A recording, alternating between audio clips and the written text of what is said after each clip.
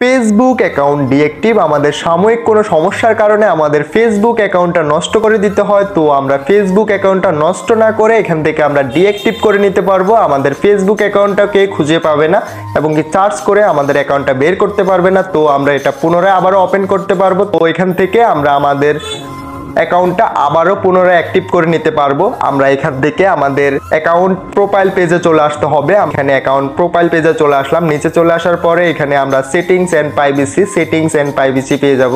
তো এখান থেকে সেটিংস অ্যান্ড প্রাইভেসিতে ক্লিক করে দিব। সেটিংস অ্যান্ড প্রাইভেসিতে ক্লিক করার পরবর্তীতে আরও একটা অপশন চলে আসবে এখানে সেটিংস নামক। তো আমরা এখান থেকে আবারও সেটিংসে ক্লিক করে দিব। সেটিংসে ক্লিক করার পরে এমন একটা পেজ ওপেন হয়ে যাবে আমাদের সামনে।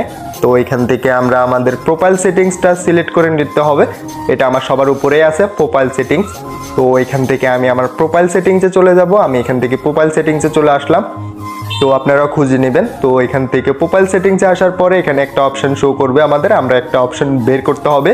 তো অ্যাক্সেস কন্ট্রোলার, এই যে মাঝখানে যে একটা অপশন আছে অ্যাক্সেস অ্যান্ড কন্ট্রোলার, তো এখান থেকে আমরা এই অপশনটা খুঁজে বের করতে হবে আমাদের অ্যাকাউন্ট থেকে। তো এখান থেকে আমরা আমাদের অ্যাকাউন্টটা ডিএক্টিভ করতে পারবো। তো এখান থেকে অ্যাডসেন্স কন্ট্রোলে ক্লিক করে দেওয়ার পরে আমাদের একটু লোডিং নিবে। লোডিং নিতে নিতে আমার চ্যানেলে যারা নতুন অবশ্যই চ্যানেলটা সাবস্ক্রাইব করে পাশে থাকা বেল আইকনটা প্রেস করে দিবেন। তো এখান থেকে একটা অপশন পেয়ে যাব ডিএক্টিভ অ্যান্ড ডিলেশন। তো এখানে নিচে একটা অপশন আছে, তো এটার নিচে যে লেখাগুলো আছে লেখাতে ক্লিক করে দিবেন। আমি লেখাতে ক্লিক করে দেওয়ার পরে এখানে দুইটা অপশন শো করতেছে, একটা হচ্ছে অ্যাকাউন্ট ডিএক্টিভ আর একটা হচ্ছে ডিলেট। তো এখান থেকে আমরা অ্যাকাউন্টটা ডিলেটও করতে পারবো। আমি যেহেতু ডিলেট করব না, আমি পুনরায় এটা অ্যাক্টিভ করব। তো তার জন্য এখান থেকে ডিএক্টিভ অ্যাকাউন্টটা সিলেক্ট করে এখানে কনফার্ম করে দিবেন। তো আমি এখান থেকে কনফার্ম করে দিতেছি। এখানে আমার যে কটা পেজ আছে আমার ওই অ্যাকাউন্টে ওই পেজগুলো এখানে শো করতেছে। তো এখান থেকে আমরা আবারও আবারও ক্লিক করে দিতে হবে। তো আমি কনফার্মে চলে গেলাম। তো এখানে বলতেছে আপনি কি কারণে আপনার অ্যাকাউন্টটা ডিএক্টিভ করতে চাইতেছেন।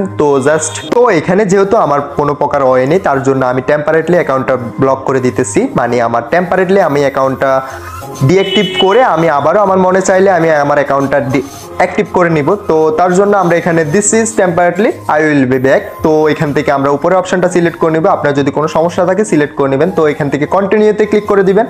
আমি এখান থেকে কন্টিনিউ কিংবা কনফার্ম চলে আসবে।